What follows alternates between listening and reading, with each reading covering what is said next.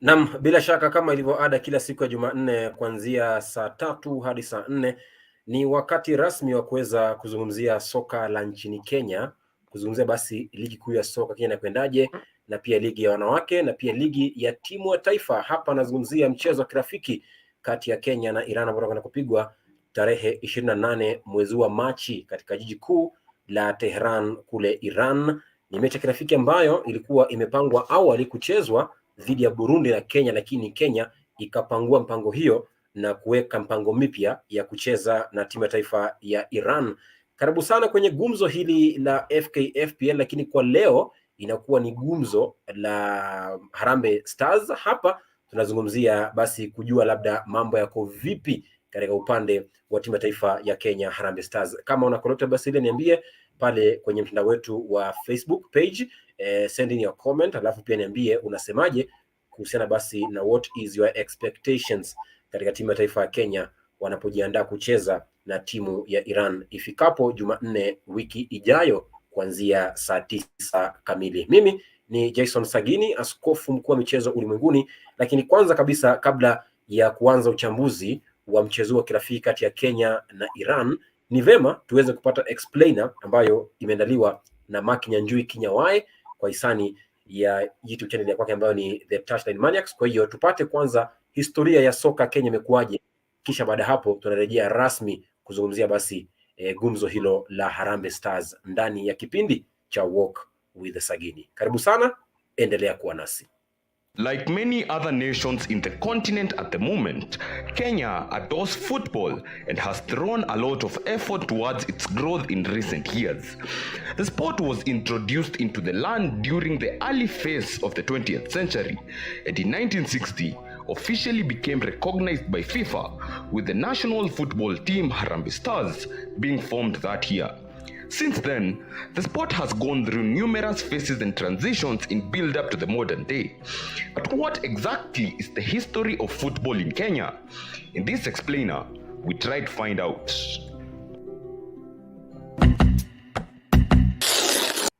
In 1963, it was decided that a national football league would be created and ran by the Kenya Football Association, which was led by founder chairman Isaac Lugonzo. Lugonzo was a renowned referee who had taken charge of the 1962 Africa Cup of Nations third place playoff. In 1964, John Kasioka took over as chairman after Lugonzo opted to get into active politics. Under Kasioka, two of Kenya's most famous clubs, AFC Leopards and Gor Mahia, were formed. The league kept running for 4 more years. In 1968, Ronald Ngala, then Minister for Corporates and Social Services, took over and dissolved the committee. The league was temporarily halted. In 1970, Martin Shikuku took over as the chairman of the FA, and under his tenure, was known for seemingly having an agenda against Gor Mahia, while subsequently being accused of favoring AFC. Minister for Corporates and Social Affairs Masinde Murilo dissolved Shikuku's committee and appointed a caretaker committee led by Billy Martin. Despite all this, Harambee Stars managed to qualify for the Africa Cup of Nations for the first time ever in 1972. In 1973, following fresh elections, William Humphrey Ngah took over as the KFA chairman, narrowly beating Kenneth Matiba. Matiba, who is seen by many as a visionary in football, created a split committee, the Kenya Football Federation, with a view on professionalizing the sport. Matiba was also instrumental in helping form Kenya Breweries FC, now Tusker, before he quit football administration in 1978 to pursue politics. Eventually, KFF became the new football governing body, and it started running all the football leagues in the country. Under the stewardship of Clement Kashanja, the league was stable. In 1984, Job Omino took over as chairman of the federation, and it was in this time when Kenyan football was arguably most successful. The Kenya national team Harambee Stars managed to participate in 3 different Africa Cup of Nations, and Gor Mahia and AFC Leopards constantly participated in continental competitions. Gor Mahia managed to win the 1987 Africa Confederations Cup. AFC Leopards as well got to the semi-finals of the Africa Cup Winners' Cup. Kenya even successfully bid for the 1996 Africa Cup of Nations on the condition that a new stadium will be built in Mombasa, but this never came to fruition. However, owing to the fact that Omino was part of the Moi government opposition, the committee was dissolved in 1991. In 1993, he took charge of the federation again, and in his second stint in office, Kenya Breweries managed to get to the final of the Africa Cup Winners' Cup. In 1966, Peter Kenneth took over as the federation chairman, and under his tenure, the league was professionalized, and this is when the league was first sponsored, first by the Kenya Breweries Limited, where it became known as the Tusker Premier League, and then the British American Tobacco Company. Watch out for Part B, which will premiere next Tuesday exclusively on this channel, The Touchline Maniacs, in association with the Walk with Sagini show. For this and more content, remember to follow us on all our platforms. The link is in the description below. Naam, bila shaka umepata hapo basi maelezo kamili ya jinsi ligi Kenya ilivyoanza, na pia umesikia hapo kitaja kuhusiana basi na timu ya Kenya Harambee Stars. Na hapo karibuni sana Timo the artist na yeye mchoraji akijiandaa kuingia kwenye mjengo, Mark Nyanjui mwandalizi wa The Explainer, courtesy of the Touchline Maniacs. Lakini niseme karibu sana pia kwa mtazamaji ambaye umejiunga nasi. Kumbuka pale kwenye mtandao wetu wa Facebook nimeuliza swali kwamba niambie wewe kama shabiki, what is your expectation as a fan for Harambee Stars when they face Iran on Tuesday next week 28th of March this year? Niambie pale kwenye comment section, niambie what is your expectation, yani matarajio yako ni yapi kama shabiki wa timu ya taifa ya Kenya. Karibuni sana Kenya Wai na Timo mchoraji, na moja kwa moja tutaanzia hapo katika uteuzi ama uzinduzi ama tuseme kwenye kutaja kikosi cha timu kwanza ya taifa ya Kenya itakayopambana na taifa la Iran Jumanne ijayo. Na ni kwamba mkufunzi huyu kutoka taifa la Uturuki, mzungumzie Engin Firat, alitoa kikosi chake rasmi cha kwanza ama cha muda, zungumzia inaitwa professional ama provisional squad. Na ni kwamba kwenye timu hiyo ambayo ametaja watu ama wachezaji watano ambao wanakuja kucheza kwa mara ya kwanza kabisa, ni debutants, yani maiden call-ups. Nazungumzia Brian Omondi, Daniel Anyembe, Alpha Onyango, Joseph Mwangi, Alvin Mangeni, Hassan Beja, Victor Omuno FC Leopards na Alfred Scriven ambaye anachezea kule maeneo ya Norway. Lakini kwenye kikosi hicho hamna Joash Onyango ambaye anachezea klabu ya Tanzania ya Simba Sports Club. Na hapo tuanza hapo kwenye gumzo hilo. Timu, niambie what is your critique of the national provisional squad, and maybe what are the biggest snaps in the squad that Firat amekitaja? Jason Sagini, ni furaha tena kujumuika nawe pamoja na mashabiki ndani ya Walk with Sagini. Kwanza tukiangalia tu udadisi wa haraka ni kwamba ukiangalia kwa hiki kikosi cha wachezaji 34, 19 wanatoka local clubs. Alafu 15 ni wale wachezaji ambao wanacheza the foreign clubs ambazo zinacheza nje ya nchi. Nikianza na critiques za hizi squad, okay, I won't critique that much because there are some fresh legs of which we are yet to know what they got. Alafu kuna wachezaji pia ambao ndio wanacheza kwa mara ya pili, kuna wengine ambao wanacheza mara ya tatu.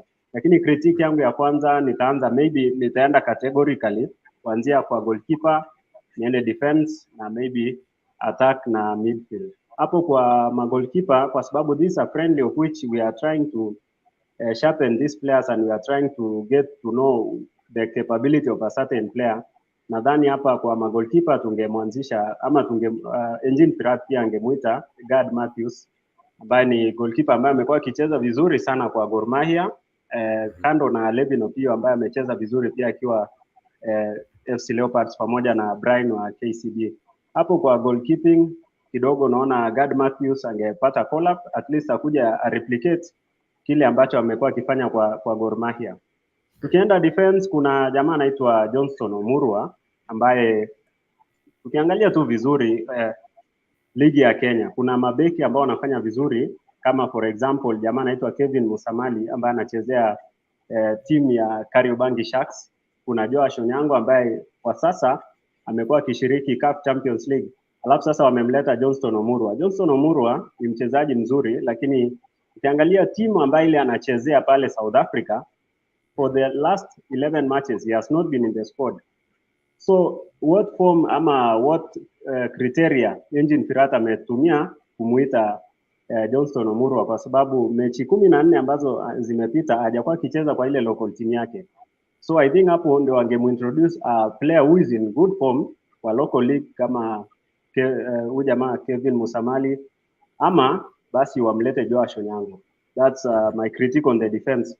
Then maybe hapo kwa midfield mimi naona walikosea kumsahau Humphrey Mieno. Juzi Humphrey Mieno ulimuona alimpiga mtu kanzu, but I wouldn't say that that one itakuwa kitu yenye itafanya apate call up, but I suggest Humphrey Mieno at least angekuja hapo katikati na wakuwe na good chemistry na kina Duke Abuya na kina Alvin Mangeni ambaye ndio anapata call up yake kwa mara ya kwanza. It will be a good thing. Alafu kwa attack iko tu sawa, but now Engin Firat ukitumia form yake ambaye amezoea sana ya 4-2-3-1, that means we have to start a main striker. So if we have to start a main striker, how will we accommodate Benson Omala and Elvis Rupia? That means that hapa kwa katikati pia itahitaji nao mtu mwenye ni strong, of which hapo mimi naona Humphrey Mieno angeweza kuwa a very good midfielder mwenye angepartner na kina Kenneth Muguna. So that's my critique on that lineup, on that call-up. Alright, Kinyawai, kwa upande wako, in your critique, mashabiki wengi wametokwa na wazimu, ama tuseme kwamba wamekutwa na mshangao na wamefocus sana mitandaoni kusema kwamba labda kocha huyu Firat kumteua ama kumuita kikosini beki wa Mathare United muite David Chacha Ochieng alikosea na kumwacha nje Joash Onyango. Wewe unazungumziaje uteuzi wa beki huyu ambaye ndiyo amekuwepo kwenye timu ya taifa kwa mara kadha wa kadha? Alikuwa katika mchezo wa mwisho wa Kenya dhidi ya Rwanda pale Nyayo Stadium, mchezo ambao tulipata ushindi, lakini pia hayupo kikosini Cliff Nyakea wa timu ya FC Leopards. Zungumzia pia Brian Mandela ambaye anachezea kule Afrika Kusini. Unazungumziaje uteuzi wa Cheche Ochieng na kuacha kwa Joash Onyango? Kwanza kabisa natumai mwazima, hamjamboni wote. As usual niko happy kuwa hapa na asante sana kwa hiyo explainer ambayo umeweza kucheza kutoka kwa YouTube channel yetu ambayo inaitwa The Touchline Maniacs. Nikizungumzia hii selection ya Cheche over Joash Onyango, first of all nitasema Cheche ni mchezaji ambaye ashai serve kama nahodha wa national team yetu, especially from 2014 to around 2018 ama 2018 hapo wakati Sebastian Minye alimtake over, na Minye kutake over he kind of like fancied Joash Onyango ambaye alikuwa anachezea Gor Mahia at the time, na call up yake at the time ilikuwa deserved. But right now kulingana na venye amechagua hiki kikosi, na natumai kwamba anajaribu kumixisha a good blend of youth and experience. Cheche ni mchezaji ambaye ako na uzoefu sana. Hajakuwa akicheza huku Kenya peke yake, pia huko abroad amekuwa akicheza. I think before arudi Mathare United alikuwa Al Ittihad, kama si Al Ittihad, some team in Saudi Arabia at the time, sijui ni team gani, and Al Ansar. Na ukiangazia wale mabeki ambao wameweza kutajwa, na ukiangalia Brian Mandela ambaye pia kuna uzoefu mwingi, anachezea Mamelodi Sundowns ingawaje achezi sana, manake kuna mchezaji anaitwa Rivaldo Kotze akona partnership nzuri sana na his fellow South African huko Sundowns.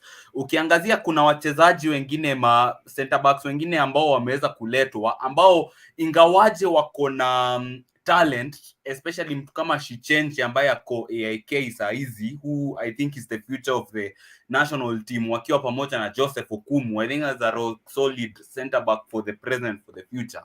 Lazima pia a blend pia na experience in a way. So it makes sense kuleta anaitwaje Cheche ambaye to be fair akona kasi zaidi kushinda huyu jamaa anaitwa Joash Onyango. I think anakonga na kasi zaidi, and wakati unaenda kupatana na mchezaji kama Mkhitaryan ambaye anachezea Porto, alafu yeye ndo center forward number 1 wa Iran, you need someone who can match up to his pace, na pia ata match up na nguvu yake at the same time. Joash Onyango ingawaje ni a good read of the game na kona he's a good read of the game defensively na anakupea hiyo solidity behind, sidhani akona kasi ambayo mchezaji kama Cheche Owino atakupa. Na pia Cheche Owino I think has more natural leadership in him compared to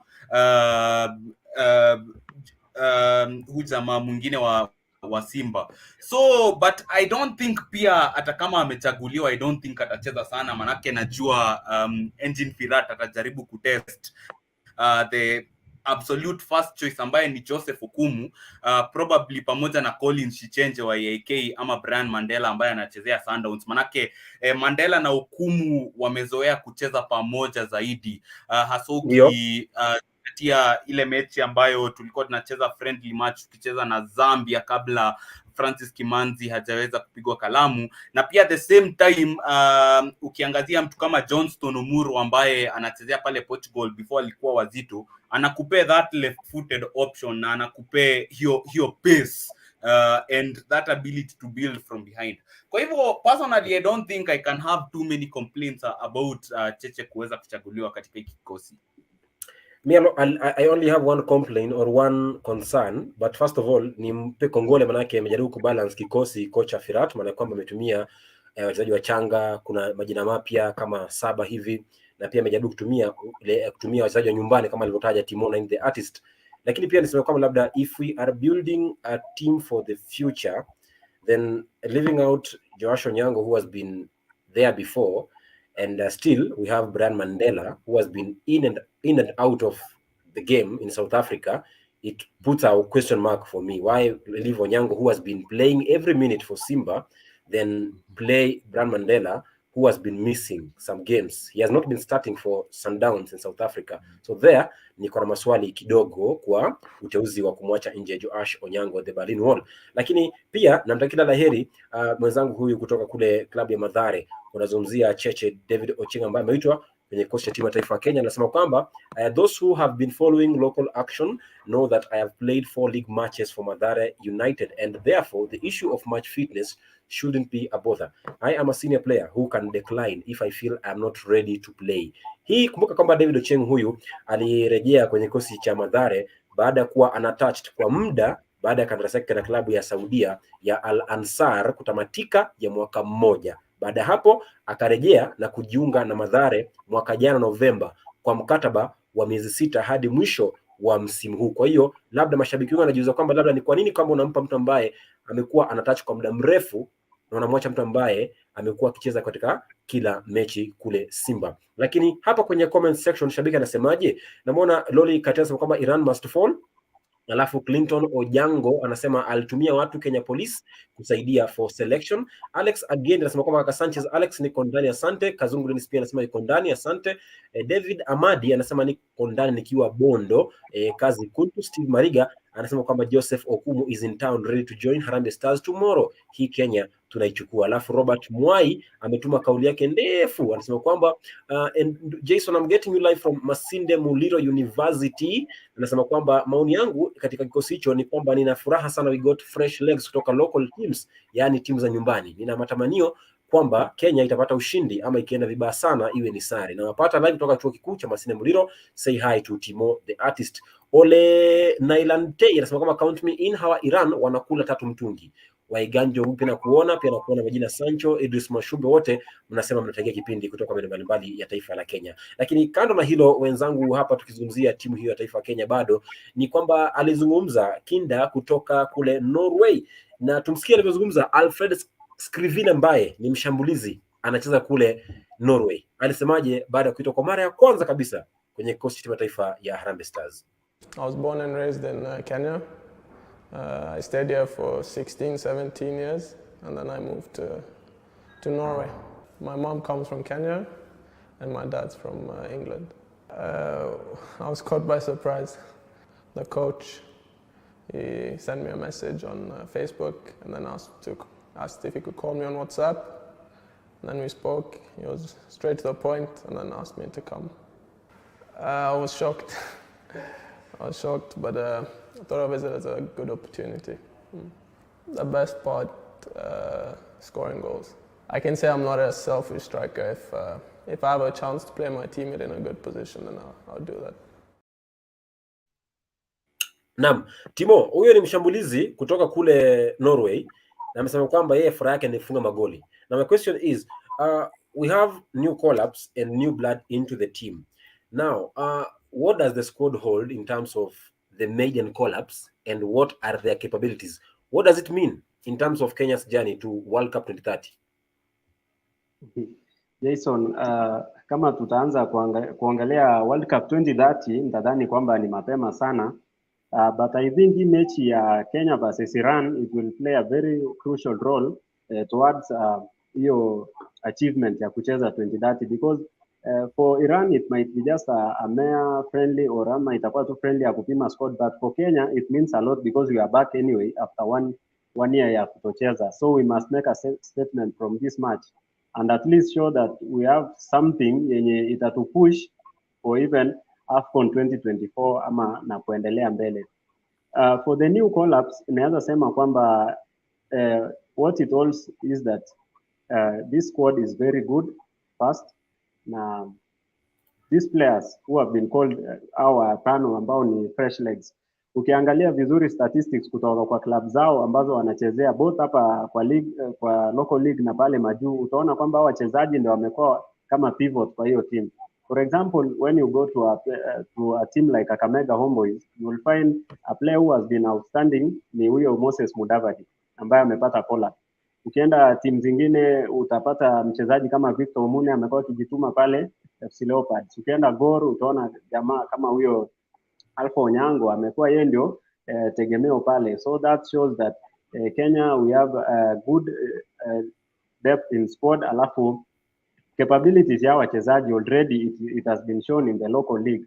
Au kama huyu jamaa Scriven, there is something of which Firat aliona kwake. So let's see, na mimi nimependa point ambayo amesema kwamba he is not a selfish striker. That means at least tukipata chances kwa hiyo game versus Iran, we can make good use of Benson Omala and Michael Olunga because we have somebody mwenye hayuko selfish kwa pale finish line.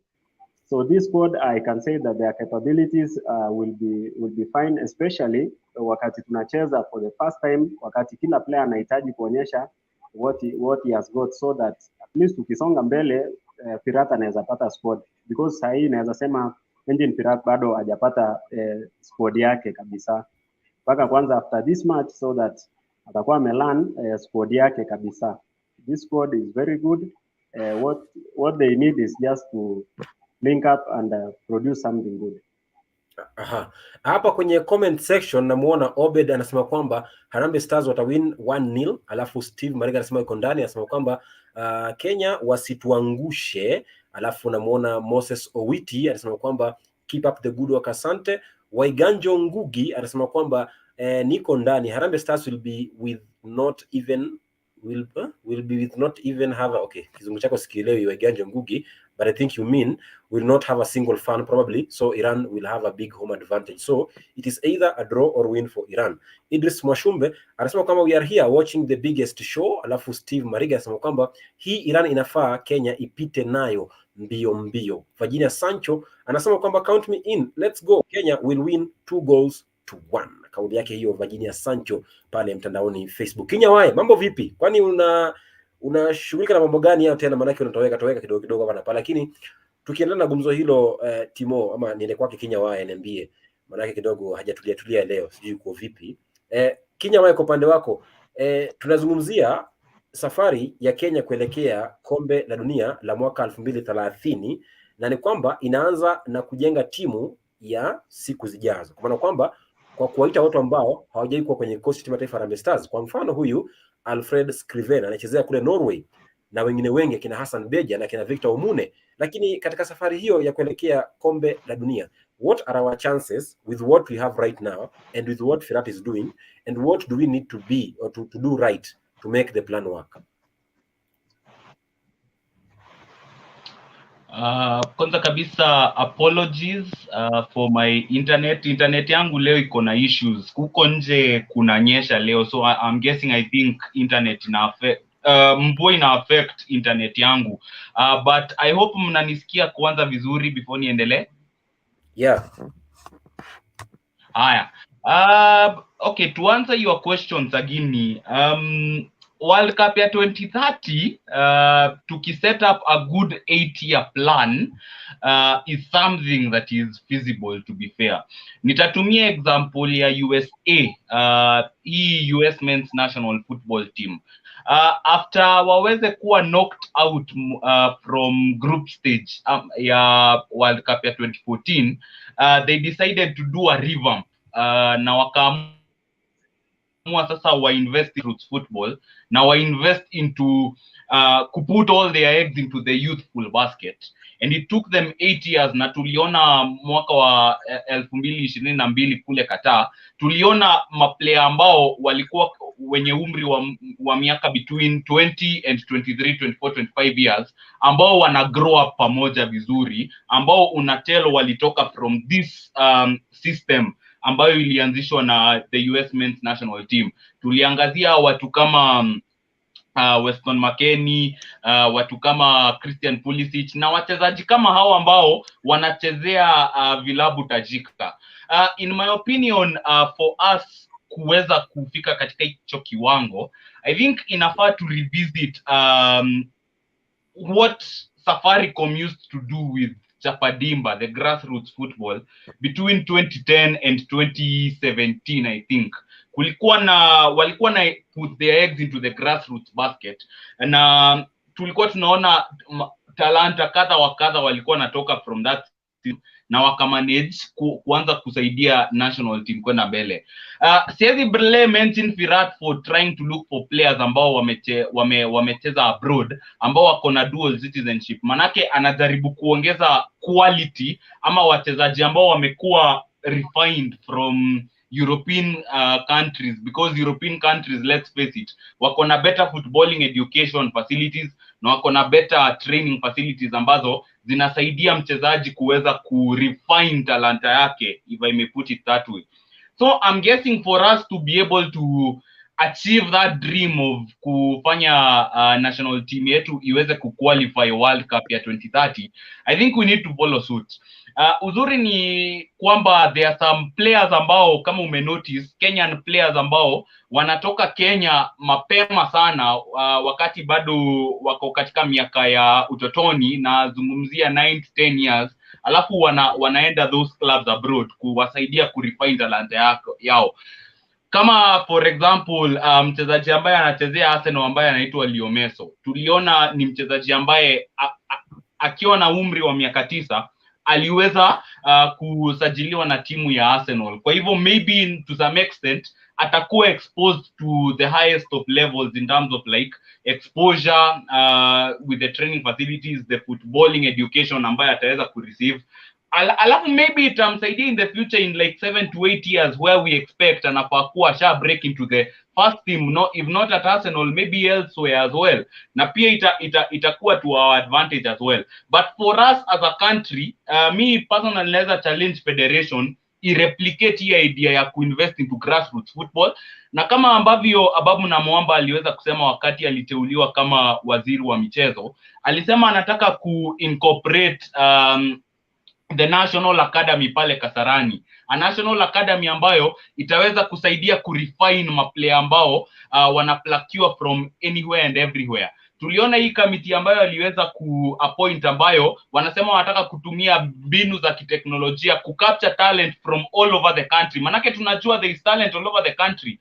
Kwa hivyo natumai tukiendelea na hiyo system, tukiput it in place, and if we put these words into practice, najua kwamba maybe a World Cup qualification in 2030 could be achievable. But kwanza kabisa lazima to invest into grassroots football and youthful football, ili tuweze kuona kama hizi transitional teams, nazungumzia under 17s, under 18s, under 20s, kwanza wataweza kuqualify Africa under 20 Cup na World Cup under 20, ili from there tuweze kupata wachezaji ambao wataongeza tu national pool.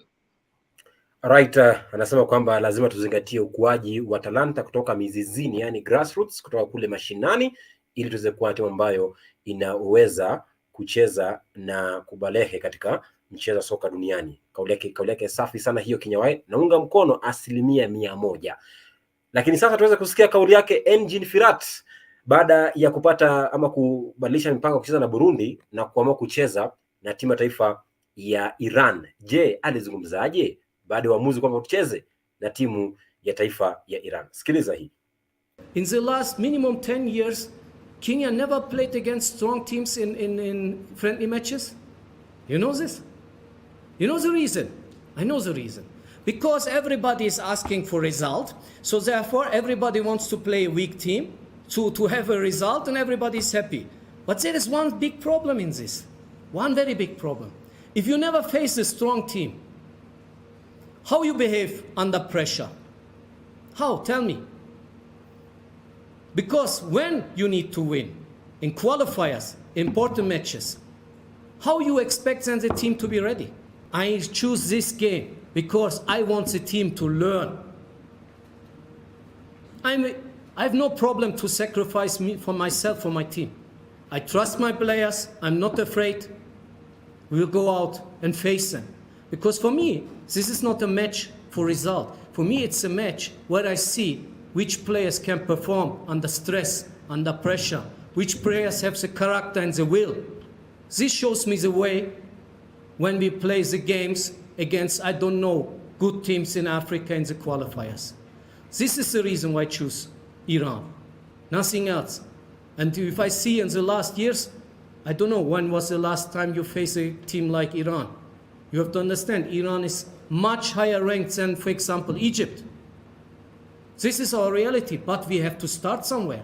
And even when I checked the history of football here, I saw you never ever played against a team in Europe. No, I'm serious, never ever, I don't. And this is also what, at one point, we start to check out for this year. I'm sure we will play one team from Europe. Because we have to start somewhere. If we accept always the same, look here, people, I show it again. The next 40 years will be the same. Alright, anasema kwamba akiangalia historia ya Kenya hatujawahi kucheza na timu kubwa. Iran ndio ya kwanza timu kubwa kucheza na Kenya. Timo, kwa upande wako, is Engin Firat the right guy to lead Kenya? No. In terms of Kenya's in terms of Kenya's hopes for the future. In terms of Kenya's hopes for the future. Yeah, is he the right guy? Okay. I don't think he's the right guy because most of the time huwa anatumia statistics because nazo statistics huwa hazidanganyi. Okay, nimejaribu kuangalia Engin Firat kulingana na ile coaching career yake aswa hizi recent teams ambazo amemanage, na ya kwanza ilikuwa Moldova national team before akuje Kenya. Amecheza mechi 11, amepoteza, ampiga sare 9, nadhani amepoteza 9 akapiga sare 2. Hiyo ni in the recent matches for Moldova. Alafu kuna team ambayo pia aliai coach ambayo ilikuwa inaitwa Saipa, of which out of 30 games alipiga sare 11, sare 14, akadraw mara 10, alafu akapata only 7 wins. Okay, if we can use that statistic and then we use FKF style yenye walijaribu wakampata huyu Engin Firat, unakosa kabisa kupata basis, walitumia basis gani kumpata Engin Firat. Okay, talking of our future, I think we need a coach who can work well with a youthful team, a team which you can build from grassroots, a team which you can build from those fresh call-ups. Alafu unaweza kuwa at least ni coach ambaye ako most of the time na players. We need to learn kama sisi kama wa Kenya. Tuliangalia World Cup ya 2022. Countries kama Ghana, Senegal, Morocco, Tunisia, Cameroon wote wenye walikuwa kwa World Cup walitumia their local coaches, na uliangalia progress ambao walifika. Senegal walifika hadi round of 16, ukiangalia Morocco hadi semis. What about Kenya? Hatuwezi aminia hao coaches wetu. Kuna coaches ambao wako wazuri kama kina Zedekiah Otieno, ziko Samu Amolo Pamzo, tuko na huyu jamaa Robert Matano, William Muluya pia ameonyesha kwamba anaweza work vizuri na Kariobangi Sharks, of which it's a team yenye iko na youths wengi. I think as for Kenya, kama tunaongelea project ya kuhost AFCON 2027 or participating in World Cup 2030, we need now a coach mwenye pia ni wa hapa home, mwenye sasa tunaweza mjenga, alafu yeye ajenge hawa wachezaji wetu, hawa youthful, aanze kuwatumia wachezaji kama kina Michael Olunga. Miaka zishasonga, mtu ashaanza kugonga 28 29 years. I think sasa hawa wanaweza work na huyo engine Pirates sahi, but for a future we need another coach, and I prefer a homegrown coach. Alright, hapa kwenye comment section kupitia WhatsApp ya page anasema kwamba huyu ni Vincent, anasema kwamba mawazo yangu kuhusu Firat huenda nikajikuta pabaya, lakini anasema kwamba he's a failure, he has no moral authorities to advise Kenya on anything concerning football. Anasema kwamba coach Modo wa Bandari, Salim Babu wa Nzoia, McKinsey wa Gor Mahia, Osens wa Ingwe, Matano wa Tusker, just to name a few are a way better than him. Kauli yake hiyo Vincent, shabiki wa mchezo wa soka na pia mchambuzi wa michezo Kenya. Lakini Kinya Waya, ukiangalia kocha amesema kwamba we've never played a big team and playing Iran is a good game because we are going there to learn, okay, for the future. And tumesema kwamba kwenye kikosi chake amejaribu kubalance. Tumempa Kongole, tumempa Heko. We've congratulated him for trying to balance the squad. Now, do you think he's having a good plan for our future? Okay, to be fair, Firat will try his best, regardless of what we think about him. At me personally, I don't think he should be the man for the job, but that is a story for another day. I feel like chenye alikuwa nasema ina make sense, because at the end of the day, ukiangazia the friendlies that we've taken part in before, usually unapatanga tuna taking part in friendly matches against neighboring countries. Nazungumzia Sudan, on occasion Uganda, saa zingine Tanzania. Most times inakuanga teams from East Africa and Central Africa, or tukiwa general sana the whole of Africa, juu from time to time tunaweza take part in friendly matches na South Africa or things like that, but that has been a long time, kwa manake the last time we had a friendly against a team like that was 10 years ago. To be fair, these players kind of need exposure. Wanahitaji kujua what it takes to play out there and to be exposed against players ambao wanacheza at a very high level. Iran ni timu ambayo imekuwa ikishiriki katika kombe la dunia I think 6 times in a row.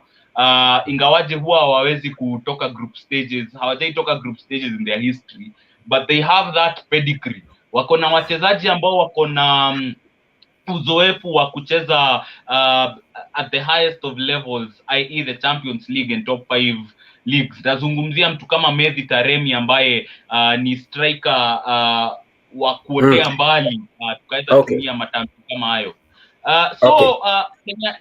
Jinsi ambavyo naweza sema ni, I think what he's trying to do is akitu expose to the and akiweza kufunzi hii team against high caliber opposition like that, I think we'll only be taking the steps in the right direction. I'm not expecting a win against Iran, but at least watakuwa exposed to that kind of level, na itawape confidence moving forward, especially with the youthful players in the squad.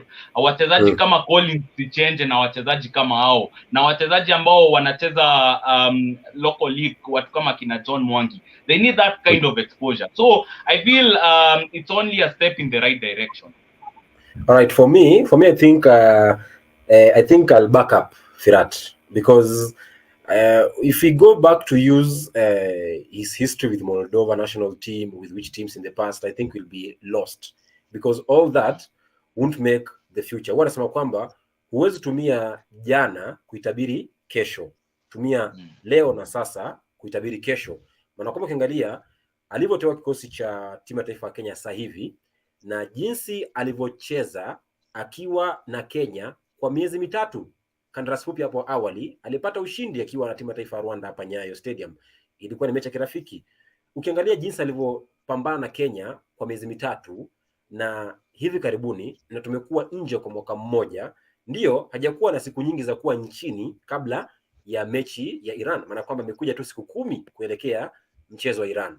Kisa ni kwamba hatukuwa na timu, maanake tulikuwa kwenye marufuku ya FIFA ya muda ambao hatujui ilikuwa inakamilika vipi. Kwa hiyo nisema kwamba nitamtetea kwa maana kwamba labda tulikuwa tumepigwa marufuku kwa muda mrefu, kwa hiyo hangekuwa nchini kuweza kufanya scouting ya wachezaji, lakini pia tumpe heko, manake kwa siku 10 tu pekee yake ameweza kupata kikosi ambacho kidogo kina uzoefu na pia kina nguvu na kina lot to expect from. So I think, na nasema kwamba kwenye press anasema kwamba we need time, give us time, judge us from what we have done, don't judge us from what we did in the past.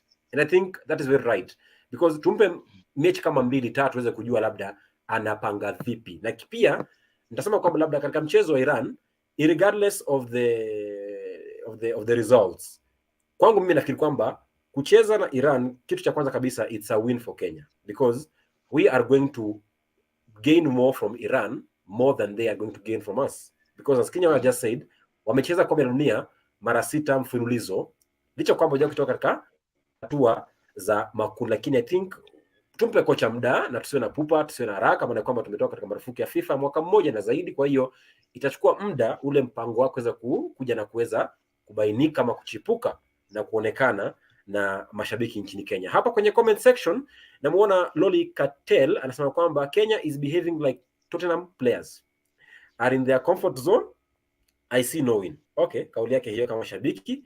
Anasema kwamba vile coach ako na mdomo na expect atupe results like his mouthing. Bwana. Okay, maneno yako kama shabiki, si maneno ya Walk with Sagini show. Waeganje Ngugi anasema kwamba Firat needs to look for more young talents to strengthen our squad, then we start off there. Akizoesha young talents watapata experience pia. No need of playing these old players when you're wamecheza for long at the experience. It won't work according to me. Kauli kama shabiki. Idris Mwashumbe anasema good move. Kocha ameongea poa hapo, we need to learn. Vitu za Rwanda, Burundi, Eritrea tuachane nazo. Anasema kwamba watuletee Brazil na France sasa. Alafu Augusta Angel anasema ndio kuwasili. Swab Aisha anasema kwamba guys, leo naomba msamaha, sitaweza kuwa nanyi, kazi imenizidi kwa leo, pole sana. Alafu Clinton Ojango anasema alitumia watu Kenya. Okay, kwa nchasoma bila shaka yote hiyo. Lakini tukiachana hayo ya kocha wetu kutoka Uturuki Engin Firat, tuzungumzie pia wapinzani wetu unaoita kutoka Iran. Kutoka kule Iran, kule maeneo ya Tehran. Iran, taifa ambalo liko nafasi ya 24 kwenye msimamo wa dunia wa FIFA. Kenya ipo nafasi ya 101 na Burundi nafasi ya 121 ambao tulikuwa tucheza na wao kabla ya kupanga mchezo dhidi ya Iran. Lakini swali kubwa ni je, how good are Iran? Iran ni wazuri kiwango kipi? Alafu pia tofauti ya pengo la msimamo wa FIFA duniani kati ya Iran na Kenya, je, itaathiri matokeo ya mchezo wa Kenya dhidi ya Iran? Msikilize kwanza Firat anazungumza kuhusiana na wapinzani wetu kutoka taifa la Iran. The reality, Iran, maybe the football fans, you know, but the football fans don't know. Iran is one of the top teams, okay? They are now ranked 24, before they was 20 in the FIFA ranking. And for in Asia, I don't know, for many years they are number 1.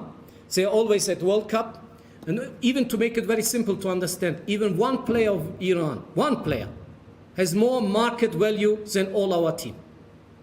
To make it clear, this to understand very simple way for everybody who is not so close to football or any fans of football.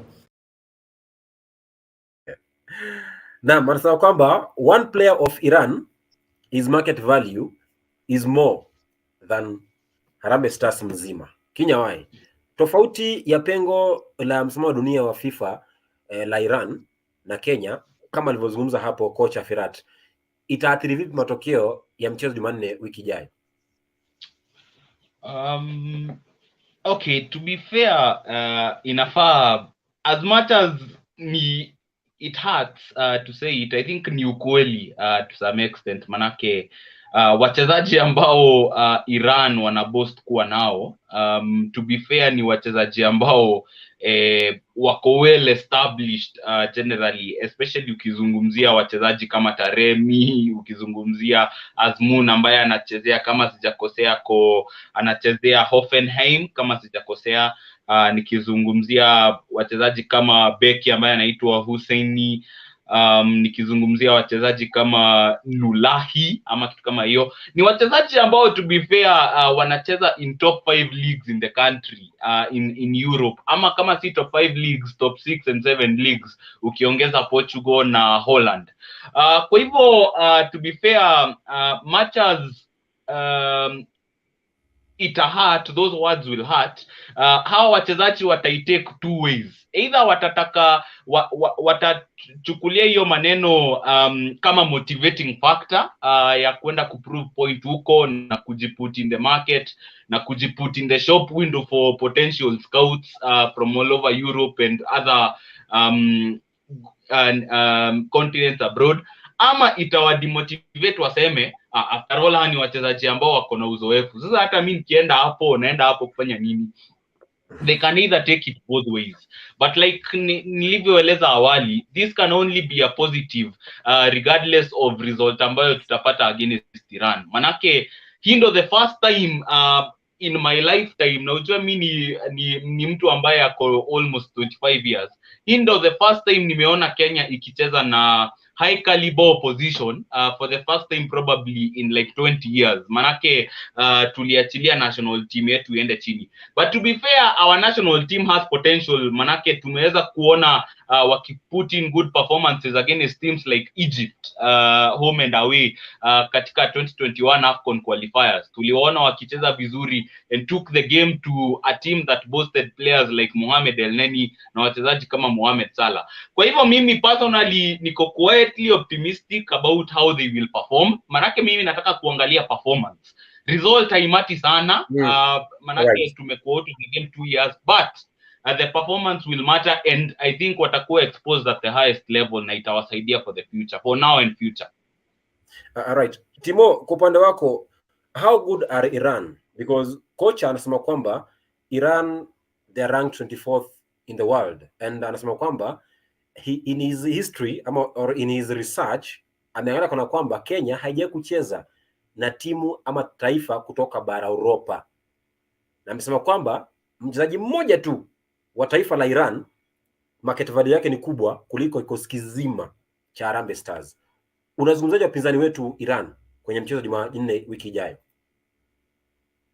Iran kwanza ni timu ambayo itatazamiwa sana, na sio Kenya tu ambao watakuwa wanatizamia, ila ni jumuiya nzima ya Afrika Mashariki, because even Tanzania also kuna kitu ambacho wanataka kuangalia. Kenya ama majirani wao wakicheza na wapinzani ambao wako pale Europe, wakicheza na timu ambayo imecheza World Cup, wataperform vipi, alafu ita influence hawa pia vile watakuwa na select hizo friendlies. Kwa hivyo Iran ni timu kubwa sana, na timu ambayo Kenya kucheza nayo ina maana kubwa sana. Ile tu ulisema it's a win for Kenya. Kufika tu pale Iran na kuingia uwanjani, that's just a motivation already for the players. That if we can play against Iran, this is already a big stage, and you know these players, most of them wame lack exposure. They just want that stage, big stage, and already ni mzuri, because in fact hiyo game kupelekwa away, wenye walipanga hivyo walifanya vizuri sana, so that these players waende pale wafunzwe soka, kama watafute hiyo ball na touch, kama hawataipata, at least wacheze against an opponent mwenyewe atakuwa very tough ku defeat. Iran are very good. Ranking ya FIFA wako number 24. Kwa hivyo Kenya we can challenge them, and if we will perform and get a draw. Alright, kwa hiyo swali Timo ni kwamba tofauti ya nafasi kwenye FIFA rankings ya Kenya na taifa la Iran litaathiri matokeo ya Jumanne? Halitaadhiri kabisa, halitaadhiri, kwa sababu tukiangalia rankings, ranking it may be just a number or an order to show us how good this team has been in terms of their performance in history, lakini sasa tunaongelea mechi ya Tuesday, na hiyo mechi we can challenge them. Already we have a good squad, hata wao pia wako na wachezaji, so I don't think that FIFA ranking will affect the result that much, but at least itatuonyesha tunacheza na opponent ambaye ako juu yetu kwa ranking, so it will act as a motivation to us rather than tungecheza na Burundi yenye iko number 141 yenye tumewashinda na 40 steps nyuma. So I think hiyo pia ingetufanya tukue in a comfort zone, and these players hawahitajiki kuwa in a comfort zone. We should be like we are fighting for something. That's why now tunafaa kucheza. In fact, they should encourage those teams yenye ziko juu yetu kwa rankings kama Morocco, tuanze kucheza na team kama Senegal. I think that will be a good boost, na itatusaidia, itatuweka kwa hiyo caliber yenye tunajiona sisi pia tunacheza level ya watu wakubwa, so there is an expectation from Harambee Stars. There is an expectation that we should be even in the AFCON, because we have played against these teams who are performing very well in international and intercontinental cups. Alright, anasema kwamba labda tofauti ya pengo kati ya Kenya na Iran katika msimamo wa dunia wa FIFA hautaathiri matokeo ya Jumanne wiki ijayo kule jiji kuu la Tehran, Iran, ifikapo tarehe 28 wiki ijayo. Lakini hapa kwenye comment section namuona Idris Mwashumbe anasema kwamba niko na imani sana na huyu kocha, tumpe time wase, tuache pupa ya watu wa Manchester United. Alafu Waiganjo Ngugi anasema kwamba Iran is a strong team, to be in the World Cup is not a joke, so it's a good test to Kenya, tuone game tumefikisha maeneo gani, tumefikisha wapi. Kauli yake Waiganjo Ngugi. Tukimalizia wenzangu Timo na Kinyawai. Kinyawai, kwa upande wako nataka unipe, umesema kwamba you don't expect a win, but I want you to give me a correct score in that game for Kenya versus Iran. Wiki jana Kasaina anasema kwamba tunapigwa magoli 5-0 na zaidi. Wewe unasemaje leo?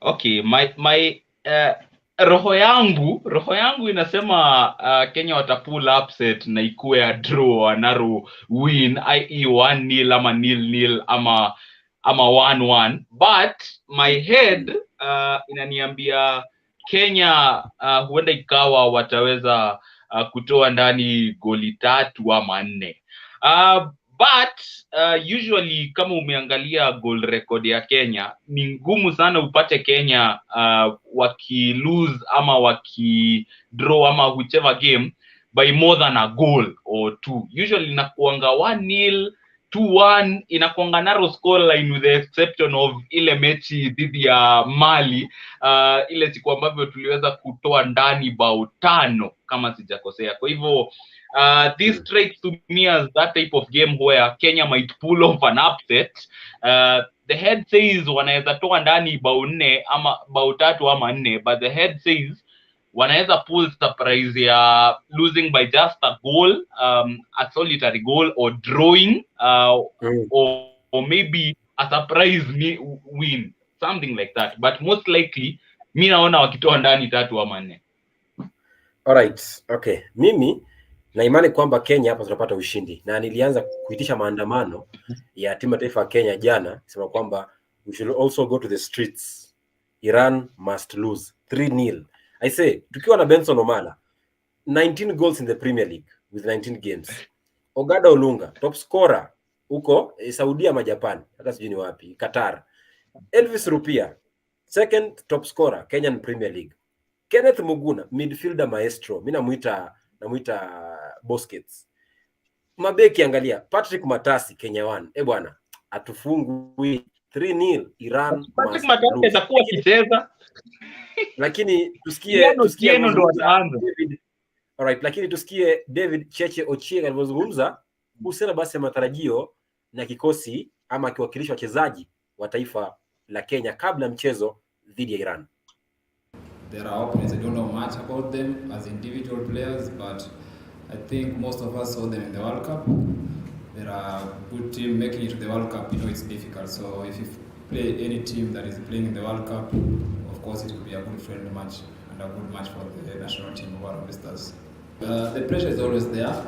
playing for the national team each and every match. I think we want to win as players, as the technical bench.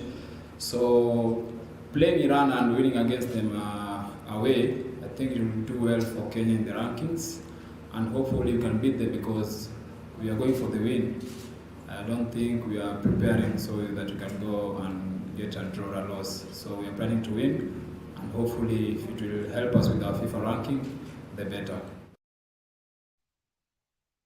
Yes, I stand with Cheche Ochieng. We are going for the win. Nafasi ya FIFA isitubabaishe kama Kenya.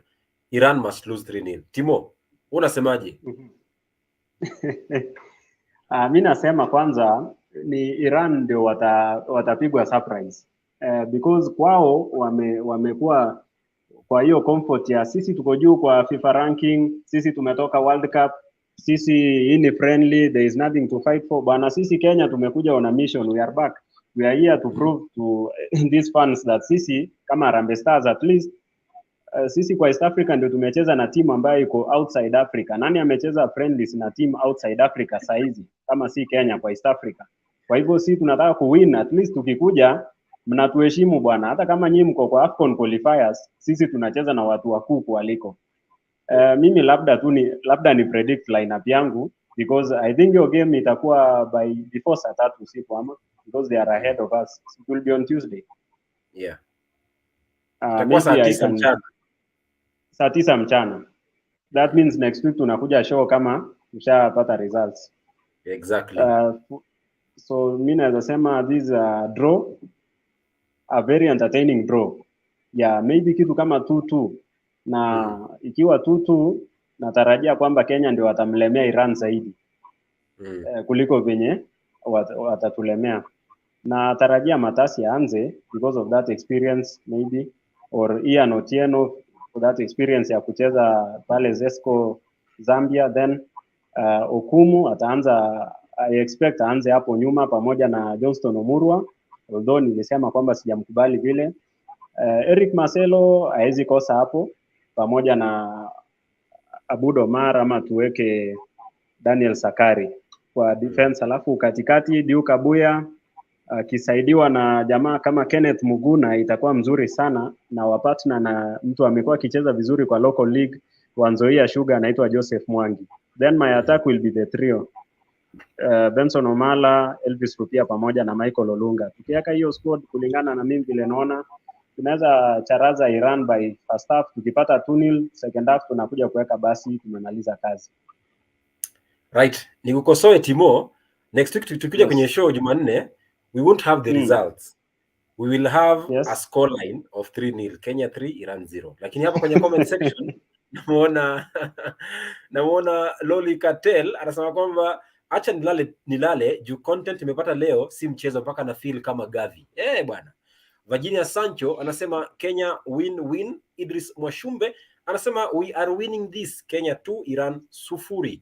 Asante sana kwa kutoa kauli zenu mashabiki wangu pale kwenye mtandao wetu wa Facebook na pia kupitia mtandao wa YouTube channel. Usikose kutufollow, subscribe pia ndani ya mtandao wa The Touchline Maniacs ili uweze kupata basi The Explainer kila siku ya Jumanne kuanzia saa 3 hadi saa 4 ndani ya kipindi cha Gumzo la FKF pia. Lakini Jumanne ijayo kuanzia saa 3 tena tutakuwa hapa tena kwenye kipindi kingine cha kuzungumzia Gumzo la Harambee Stars. Wakati huo tutakuwa na matokeo rasmi ya Kenya ikitoka kumbamiza na kumbwaga Iran kwenye mchezo wa kirafiki kule Tehran, Iran. Mimi ni wako Jason Sagini, kama ilivyo ada michezo yetu na spoti ni sisi. Niseme asante sana pia kwa mwelekezo wa kipindi hiki Dennis Njoroge, na pia mtengenezaji posta Jeremiah Lechuta Lechipai kwa kufanikisha makala haya kwa njia moja au nyingine. Asante pia kwa wachambuzi wangu Timo the Artist na pia Kinyawae na wale wote pia ambao wamekuwa kitazama kuanzia mwanzo